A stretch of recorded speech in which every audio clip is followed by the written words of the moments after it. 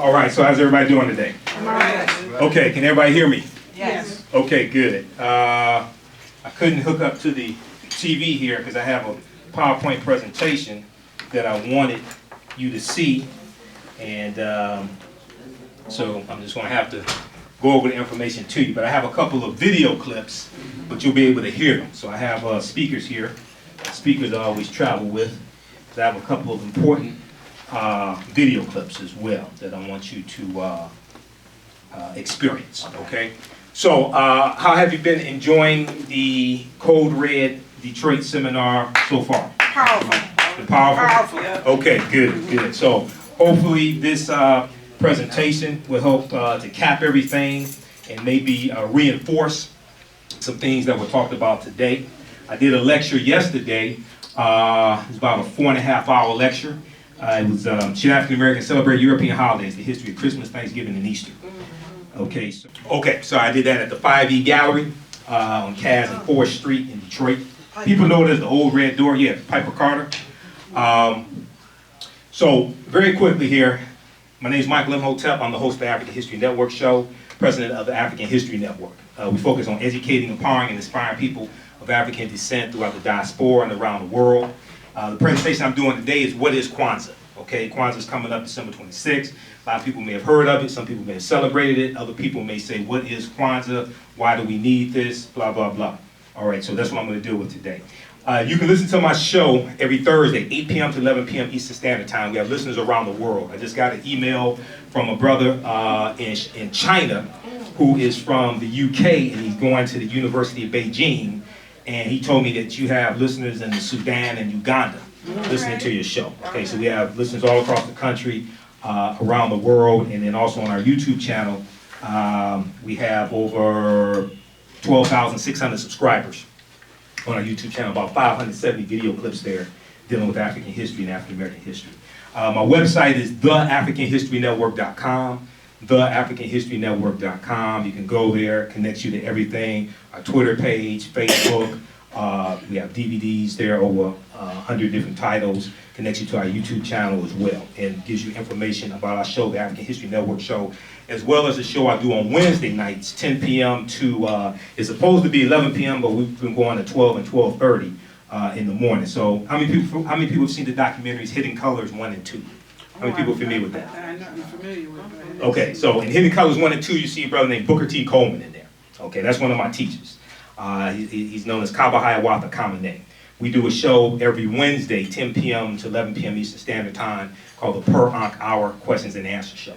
And Per Ankh means the house of life in the ancient Kemetic language or Egyptian language of the Medu Neter, or what the Greeks call the hieroglyphics. So be sure to visit our table back there. We have information. All the DVDs are on sale. I have about 13 of my DVD lectures as well, because I do lectures. I'm a talk show host. I do research.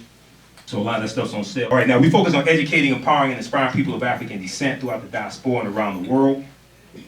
This past Thursday, I just had Warren Ballantyne on the show also. We talked about the Code Red seminar. I also interviewed Tony Browder. How many people are familiar with Tony Browder?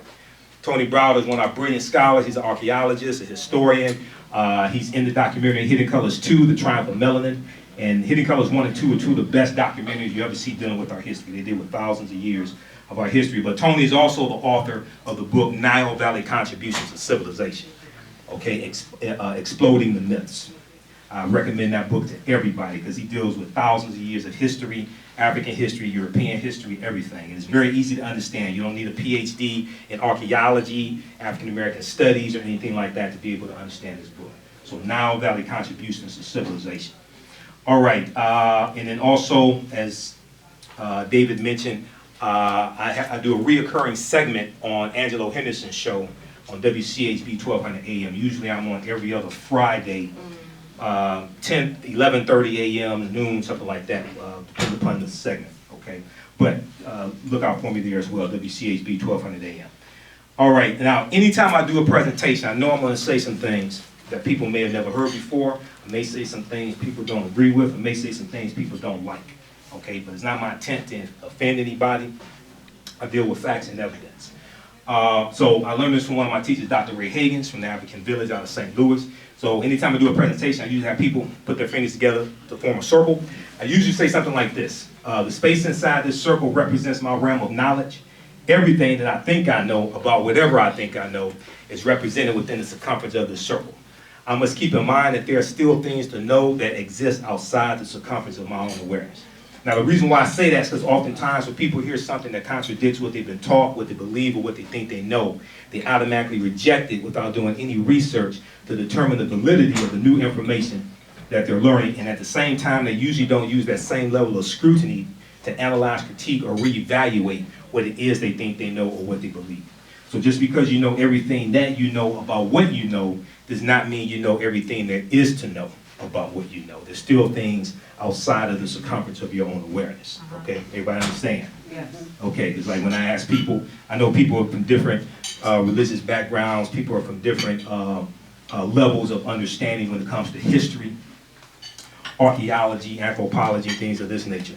But for instance, if I ask people, what was Adam's first wife's name? Usually people are confused because they haven't studied it. But if you go look up Lilith, you'll see that this was Adam's first wife's name. But you have to do some research. Okay, so that's just something outside the circumference of your own awareness, just something to throw out at you. All right, now, why is studying African history important? Every ethnic group in America has their history and culture intact for the most part, their language, knowledge of self, things of this nature. But one of our great scholar warriors, Runoko Rashidi, I've interviewed him, I think 5 or 6 times. He's in Hidden Colors 2. He's a prolific author. One of his most recent books, Black Star, The African Presence in Early Europe. It deals with the presence of African people going back hundreds of years, even before the Moors go in 711 AD, 8th century. But he's been to 103 countries and islands around the world, okay? He's a world traveler. He takes pictures wherever he goes to document the African presence around the world. He has a personal library of approximately 25,000 photographs he's taken around the world. African people in Australia, Dominican Republic, Brazil, everywhere, India, all around the world. But he has a saying, and I modified it some, but what this capsulizes why African history and culture are so important. What you do for yourself, what you do to yourself, and what you allow other people to do to you is based upon what you think about yourself. What you think about yourself is based upon what you've been taught about yourself. What you've been taught about yourself is based upon everything you've read, heard, and seen about yourself. Okay, so as Dr. Wade Nobles, another one of our great scholar warriors, says, power is the ability to define and shape reality and have other people accept your definition of reality as if it were their own. All right, so this is what happens when the people don't know who they are. We've been taught to see reality through the eyes of Europeans, okay? And self-determination, to a large extent, has been taken away because we don't understand how to define reality for ourselves. So this is one of the reasons why the history and culture are so important. Very briefly, so we can understand the importance of culture before we really start talking about Kwanzaa, which is a cultural holiday. How many people are familiar with Dr. Leonard Jeffries? Dr. Jeffries is one of our great scholar warriors, another one of my teachers. I've interviewed him 14 times on my show. We just had him on Your Voice with Angelo Henderson, November 1st, if I remember correctly. We were dealing with the 6-part documentary from Dr. Henry Louis Gates Jr., or as he calls him, Dr. Henry Louis Skipper Truth Gates. But right. he has a 6-part documentary called The African Americans, Many Rivers to Cross, aired on PBS, 6 consecutive Tuesdays. How many people saw that? Some. Okay. So we were dealing specifically with episode 1 and some of the historical inaccuracies in episode 1. Like, for instance, he talks about the first known African coming in 1513, Juan Garrido, who was a black conquistador, but he didn't talk about the African presence in this country going back at least 51,700 years, and it's been documented. Okay, he didn't deal with that African people are the indigenous people to this land. And if you read the book, The First Americans Were Africans, documented evidence by Dr. David Imhotep, no relation to me, he's not my father or anything like that. He has 713 footnotes and 7 peer-reviewed articles thoroughly documenting the African presence in this country in the territory that they know as South Carolina, Allendale County, South Carolina, 51,700 years ago, and in South America, 56,000 years ago. Okay, so these are things that we have to reclaim. But Dr. Jeffries, when he teaches, he talks about the pyramid principle. And usually I show a picture of the pyramid of Khafre with the Sphinx or Imhotep in front of it, because that's the Sphinx is an Arabic term. That's not what we called it. Imhotep, meaning Heru on the horizons. But when you look at a pyramid, it has three sides, right? A triangle, three sides. The foundation is African history and culture. Okay? This gives you your foundation, your roots. The two sides of the pyramid are economic empowerment and political empowerment. If that foundation is not there, it does not matter how much money you have, you will not know what to do with it, and you will not be able to control it. So this is why the gross domestic product for African Americans right now is approximately $1 trillion, and 98% of our dollars are spent with people that don't look like us. 95% with European Americans, 3% with other ethnic groups, okay? Because that foundation is not intact. And if you don't control the economic empowerment, it's impossible for you to control the political empowerment, because politics does not operate without money. Okay, you cannot hold your politicians accountable if you don't control your dollars. Okay, so this is why this is extremely important. And Dr. Jeffries talks about a systems analysis versus a paralysis of analysis. All right, now, very quickly, to understand what culture is, because it's been taken away from us for the most part during the colonization, the transatlantic slave system, the Great Ma'afa, the Great Disaster, things of this nature. So culture deals with the traditions, spiritual systems, art, music, dance, folklore, mythology, cosmology, language, educational system, etc. Cosmology deals with the study of the universe as an orderly system, okay? And when you study African history, African culture, you see that we have some very complex cosmology, especially when you look at ancient Kemet, or what Arabs call Egypt, because that's not what we call it. That's an Arabic word or Greek derivation, okay? Kemet means land of the blacks. You also see Tameri, meaning the beloved land. Okay, now culture acts as an immune system, which keeps foreign elements from coming in and attacking you. And Dr. Marimba Ani, one of our great female scholar warriors, talks about this, what culture is and how it acts as this immune system, okay? She's also the author of a book that took her about 20 years to write. I think that book is about maybe 700-800 pages. Yorugu, an African-centered critique of European cultural thought and behavior. Okay? Y-U-R-U-G-U. Yorugu, that's a Dogon word, if I remember correctly. Dogon of Mali. Y-U-R-U-G-U, Yorugu.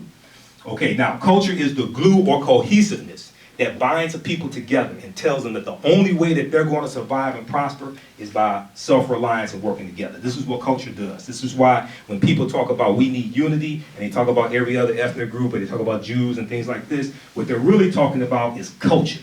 I never talk about unity. We need unity, all this stuff. I never talk about that. I deal with culture and history. And this is why that's the foundation of that pyramid, okay? Very simple. All right, now, when we look at Kwanzaa, now that we have some type of foundation laid, all right? And let me just explain to people, it takes a lot of time to put together presentations. The one I did yesterday, that was the culmination of 3 years of research I've been doing on the origins of all the holidays. I've done shows dealing with the origins of Friday the 13th and fricatriskaidekaphobia, which is the fear of Friday the 13th and where this comes from. The origins of Easter and Valentine's Day, coming from the festival of Lupercalia, which is an ancient wolf festival amongst Romans and things of this nature. So the three main reasons why I do presentations, because I don't do this for the money. It takes money to do this, but I don't do this for the money. My degree is in business administration from Wayne State University. Number one, I tell people, don't take my word for this, go do your own research. Number one, I do these presentations to make you think. If I can make you think, you start asking questions. If you start asking questions, you start seeking out answers. Number two, to provide you with the information, the resources, the books, the websites, the articles, the video clips, etc., for you to go do your own research. Proper documentation ends all conversation. This is why I don't do any debate. Number three, we can sum up in 2 words why we do the research. People like myself, Brother Kaba Kamene, Booker T. Coleman, Dr. Linda Jeffries, etc. We can sum it up in 2 words: behavior modification. Right now, it's correct wrong behavior. So this information has to transform you and ultimately transform your behavior. If you read Secrets of the Millionaire Mind by T. Harv Eker, which is a fantastic book, and when I teach entrepreneurship, I reference that book. He talks about the process of manifestation. The process of manifestation states that your thoughts create feelings, your feelings create actions and behaviors, your actions and behaviors create results. Once again, your thoughts create feelings, your feelings create actions and behaviors, your actions and behaviors create results. So when you have people who can control the circumference of your own awareness, not only can they influence your actions, they can predict your actions. Okay, this is why a lot of our reactions to a lot of things that happens is to march. And I'll talk about how we suffer from March Madness. We get mad and we want to march because our circumference of awareness is being shaped by those who are in power, the 1%. And, well, I'm not going to call any names, but we'll continue, okay. But this is what happens, all right? All right, now, when we look at Kwanzaa, Kwanzaa is a African-American, Pan-African cultural holiday, not a religious holiday, cultural holiday that celebrates family, community, and culture. It's celebrated from December 26th to January the 1st, okay? Very important. Now, the name Kwanzaa comes from the Kiswahili phrase. Some people call it Swahili, but the actual term is Kiswahili. The Kiswahili phrase, Matunda ya Kwanzaa, which means first fruits, okay? Kiswahili is the most widely spoken language on the continent of Africa. So when you watch Hidden Colors 1, Professor Kaba Kamene or Booker T. Coleman at the end, when they deal with solutions to our issues and problems. And we only have two main problems. When you understand history, when you understand what happened with Columbus opening up the New World when he set sail August 3rd, 1492, you understand the Moors losing control of the last stronghold in Spain, which was Grenada, January 2nd, 1492. We only have two problems. Everything else was symptoms. Number one, European white supremacy and racism. We don't understand what it is and how it works. Number two, we've been stripped of African history and culture. Everything else comes from those two root problems, period. Everything else, teenage pregnancy, drug addiction, lack of jobs, everything emanates from those two root problems. Which all right? are, European white supremacy and racism, and us not understanding what it is and how it works. And as Dr. Francis Cress Wilson, author of the ISIS papers, and Dr. Nellie Fuller tell us accurately, if you do not understand European white supremacy, what it is and how it works, everything else that you think that you understand will totally confuse you, period. Everything else that you think that you understand will totally confuse you. Okay, so,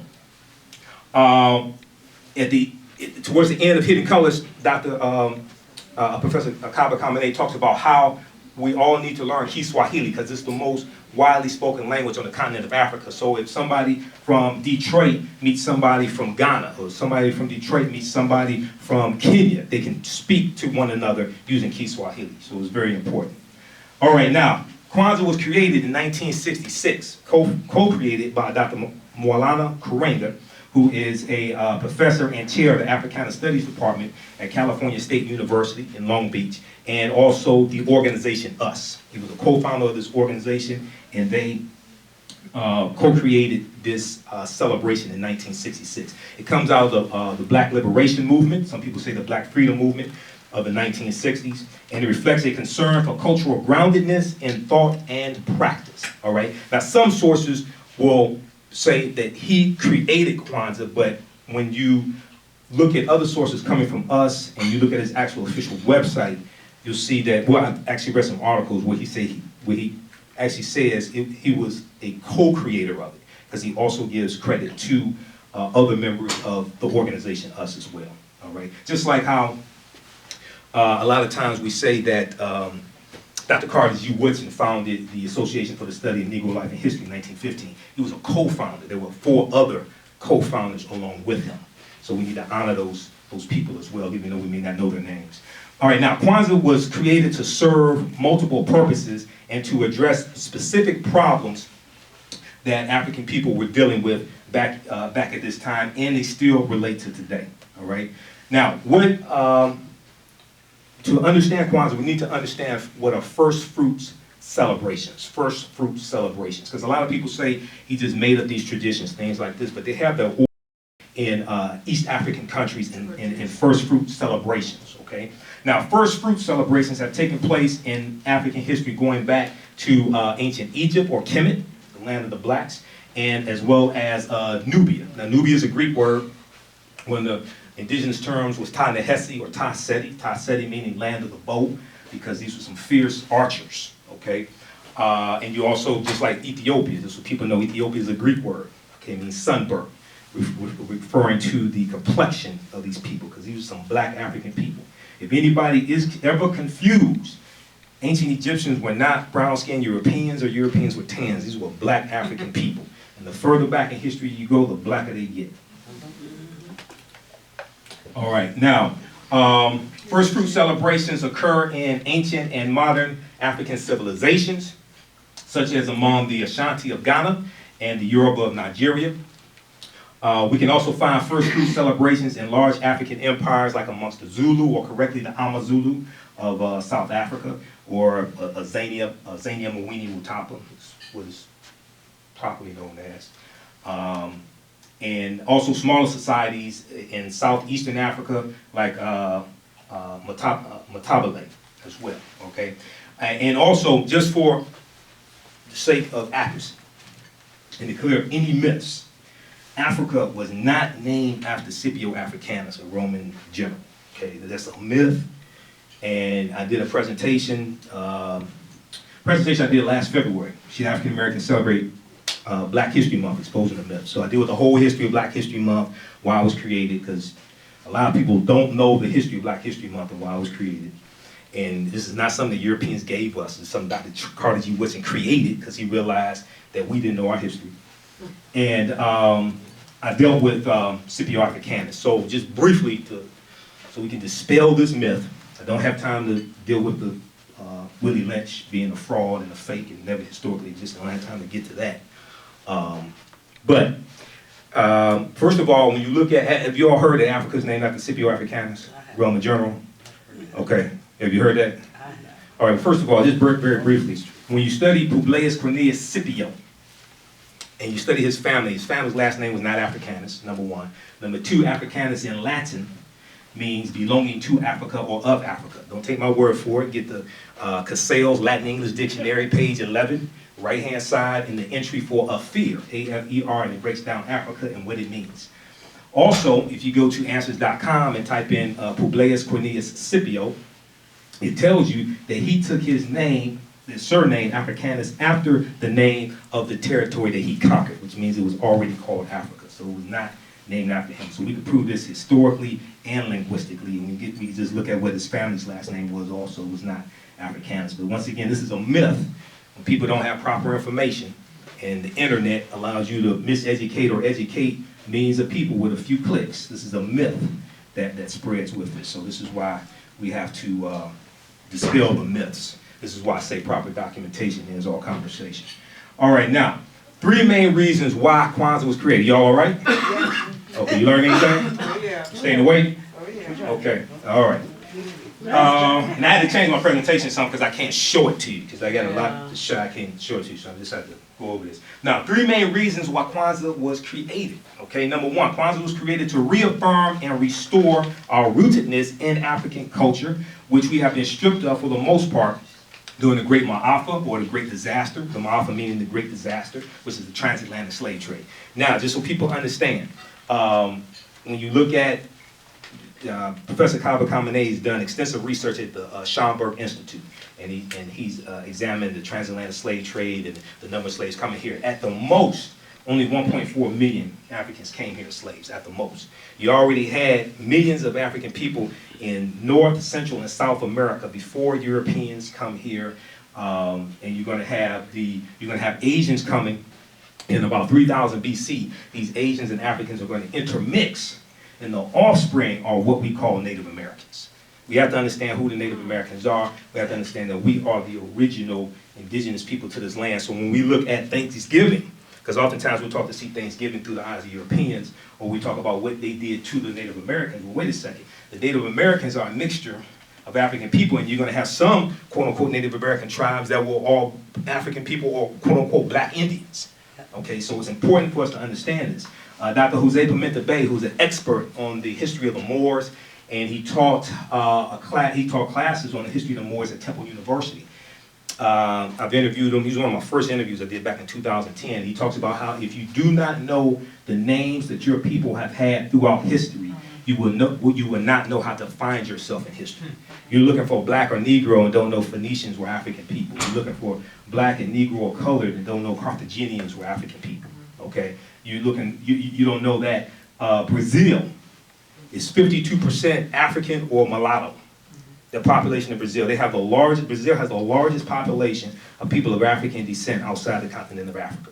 They have over 100 million people of African descent in Brazil. But when you look at the Travel Channel, the History Channel, travel brochures, they show you the descendants of the Portuguese to hide this from you. Right. Because if you saw African people there, and then if you actually learn that African people were the first people in South America going back 56,000 years ago, then all this would totally start to dispel and destroy European white supremacy. Okay? Because European white supremacy is based upon a myth. And the only way it really has the most power is if you actually believe it. Right. Okay? If you don't believe it, okay, before we wrap up, I want to make sure I get through this, okay? But how are we doing on time? Where's David? Because before we go, let me be sure to remind me to explain to you how European white supremacy is like the Wizard of Oz. Okay? All right. You control the time, brother. All right, now. Kwanzaa is an expression of recovery and reconstruction of African culture. This is a process that was taking place in various degrees during the Black Liberation Movement, Black Freedom Movements of the 1960s, with groups like the organization US, which was co-founded by Dr. Maulana Karenga. Now, number two, we're dealing with three main reasons why Kwanzaa was created. So number one, we have to reaffirm and restore rootedness in African culture. Number two, Kwanzaa was created to serve as a regular communal celebration to reaffirm and reinforce the bonds between us as a people, okay, between African people. So it reconnects us to the community, and this is why it's also good to go to community celebrations of Kwanzaa. At the Charles H. Wright Museum, you can check their website, because the Shrine of the Black Madonna, they usually have a really good celebration. I'm speaking a bunch of them. So let's see, 27th, Malcolm X Grassroots movement, they're doing one that is at the 5E Gallery. I'm speaking there. And then just go to my website, because I'm gonna have them listed, because I'm speaking at a few different ones. I can't remember all of them now. But it's good to go to a community Kwanzaa event, because then you get the input of a lot of people. You feel the energy of the people. You feel the bonding of the people as well in the community. All right, now, Kwanzaa was designed to be an in-gathering, which means a coming together, to strengthen community and reaffirm community identity, purpose, and direction as a people and a world community, all right? Very important, to reaffirm common identity, who we are, okay? Some people are confused about who we are. Suge Knight just said he'd rather be called an N-word than African American. See, it's people like that maybe wish birth control was retroactive. No, that's Okay, but Suge Knight, who has access to the media, okay, who influences, whose music has influenced. You know, Suge Knight help expose Tupac. People already knew Tupac before Suge Knight, but he helped expose Dr. Dre and Snoop Dogg, things like this. And this Negro says something like that. All right? work for the FBI. Makes me think they got the wrong person when Tupac died. You work for the FBI. All right. Yeah, I wouldn't doubt that. Okay. Now, okay, let's continue. Number three, three main reasons why Kwanzaa was created. Kwanzaa was created to introduce and reinforce the Nguzo Saba, which means the 7 principles, okay? These are 7 African communitarian principles. Now, the 7 principles are number 1, umoja, which means unity, okay? And these are Kiswahili terms. Umoja, which means unity. Kujichagulia, which means self-determination. Can you say Kujichagulia? Kujichagulia. Okay, so it means self-determination. Ujima, which means collective work and responsibility. Okay, can you say Ujima? Ujima. All right, now a lot of people are familiar with Ujima because the episode of Sanford and Son entitled Lamont Goes African, he told Fred, he said, we're going to have some Ujima in this house. And Fred said to Bubba, he said, Bubba, you ever heard of Ujima? And Bubba said, I heard of Big Jima, but I never heard of Ujima. So we've all heard of Ujima before. We just didn't know, okay? All right, now, number 4 is Ujamaa. Ujamaa means cooperative economics. Can you say Ujamaa? Ujamaa. All right. And number 5 is Nia, which means purpose. Nia. Number 6 is Kuumba. Can you say Kuumba? Kuumba means creativity. And number 7 is Imani, which means faith. Can you say Imani? We all know Imani because we probably all know somebody named Imani. All right, now, when we break down the principles, Umoja, which means unity, it means to strive for and maintain unity in the family, community, nation, and race, okay? And a lot of people want to convince us we're in post-racial America. No, we aren't, okay? Just so people understand. Kujichagulia, self-determination, means to define ourselves, name ourselves, create for ourselves and speak for ourselves. This doesn't mean the chosen leaders chosen by other people who are trying to suppress you. This means leaders coming from the community who are accountable to you, and African people being able to speak for themselves. But to speak for ourselves, we have to have our own media. This is why the Empowerment Network is so important. This is why Radio 1 is so important. My network, the African History Network on Blog Talk Radio. This is why it's so important, because if you can't communicate to your people, then you are at a real disadvantage, okay? Ujamaa, cooperative economics, means to build and maintain our own stores, shops, and businesses, and to profit from them together. Okay? Nia, purpose, means to make our collective vocation the building and developing of our community in order to restore our people to their traditional greatness. Okay? One of the things, I started studying back at Wayne State over 20 years ago now, probably about 22 years ago. I started about 1992 when Malcolm X movie came out. The movie changed my life, and I read the autobiography of Malcolm X. I call that book The Black Man's Eyeglasses, because it'll help you see things more clearly. That is a powerful book. How many people have read the autobiography of Malcolm X? That's a powerful book. Another important book I encourage people to read is by James H. Cone. It's called Martin Malcolm in America, A Dream or a Nightmare. Okay? In this book, he deals with passages and excerpts from their speeches, and he shows how at the end of both their lives, their ideologies were converging, and they were starting to think alike. Okay, so this was like really powerful. Okay, now we have let's see, Kuumba, creativity, to do always as much as we can in the way we can in order to leave our community more beautiful and beneficial than we inherited it. All right.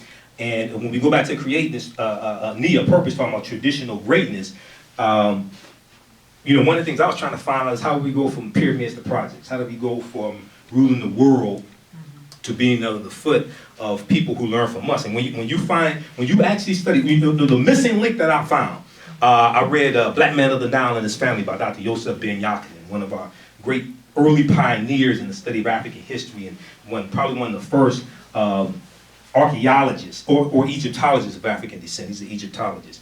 When you study the history of the Moors, these black African people called Moors, and anytime somebody tries to tell me, well, the Moors are white, you all are lying, I ask them to please go study the etymological derivation of the word Moor. And usually I don't hear back from them because it's dealing with us, the majority of it. But the Moors going into Europe and saving Europe, because when they go in, about 90% of Europeans are illiterate. Okay, you had kings and queens who couldn't read and write. They don't have a sanitation system. They aren't taking baths, things like this. They've lost the concept of longitude or latitude. The Moors introduced all this to them. They introduced technology, science, mathematics. And it was these Africans known as Moors who actually saved Europe. If it had not been for the Moors, the bubonic plague they hit in 1347 and in spurts up until 1400, which wiped out somewhere between 25 to 75 million Europeans, it would have wiped them all out if it hadn't been for what the Moors introduced to them.